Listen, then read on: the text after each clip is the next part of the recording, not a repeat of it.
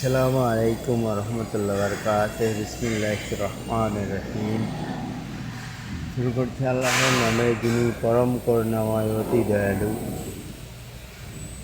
আজকে গুরুত্বপূর্ণ বিষয়, এই জন্যে আমি ইউটিউব লাইভে আছি। সবাই অবশ্যই শেয়ার করবেন আমার এই ভিডিওটাকে।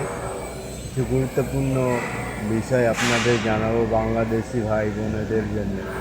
আপনারা জানেন যে 16 বছর যেভাবে আপনারা জেলের অন্ধকারে কাটিয়েছিলেন কিছু মানুষ, এবং কিছু গুন্ডাদের হাত থেকে রেহাই পাননি আপনাদের বাংলাদেশি যা পাবলিক রয়েছেন, তারা রেহাই পাননি আপনারা চাঁদাবাজি থেকে এবং গোলাগুলি থেকে। সর্বপ্রথম যে 16 বছরের আপনাদেরকে এইভাবে অন্যায় অত্যাচারের মধ্যে কাটাতে হয়েছে, তার কারণ আপনারা এই দুদিনে যে ভুলে যাবেন, আমরা ভারতবাসী হয়ে এটা চিন্তাও করতে পারি না।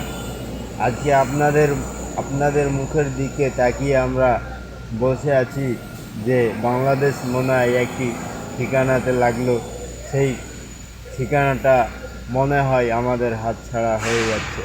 আজকে ডাক্তার ইউনূসকে যে দায়িত্বতে দিয়েছেন, তাকে যদি আপনারা কাজ না করতে দেন এবং তার উপরে যদি আপনারা নিষেধাজ্ঞা করতে করেন, তাইলে তার অবস্থা এবং উনিকে কাজ করার জন্য আপনারাই আগ্রহ করেছিলেন এবং আপনারাই তাকে হাতে তুলে দিয়েছিলেন, কিন্তু এখন অবধি আপনারা তার উপরে অমানবিক অত্যাচার শুরু করেছেন।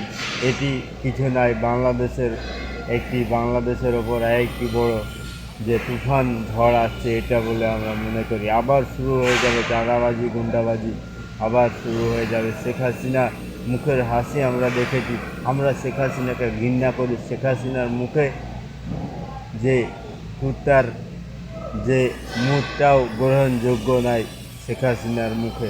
তাই যে শেখ হাসিনার গুন্ডা পোলাপান বাংলাদেশে রয়ে গেছে, সর্বপ্রথম যেভাবে আন্দোলন আপনারা বন্ধ করে দিলেন, যে শেখ হাসিনার যে গুন্ডাদের সঙ্গে আপনারা মিশে গেলেন, আপনাদেরকে অবশ্যই আবার প্রতিফল আপনাদেরকে গ্রহণ করতেই হবে। একজন ডাক্তার ইউনূস, সে নোবেল পুরস্কার, আপনারা জানেন তো সে কীভাবে কাজ করে, সেটা ভুলে গিয়ে আপনি ইউনূসের যে তাকে সেনাপ্রধানের হাত ধরতে হয়েছে এবং কেমন সেই আপনারা বাংলাদেশি পাবলিক, সেটা আমাদের জানা হয়ে গেছে।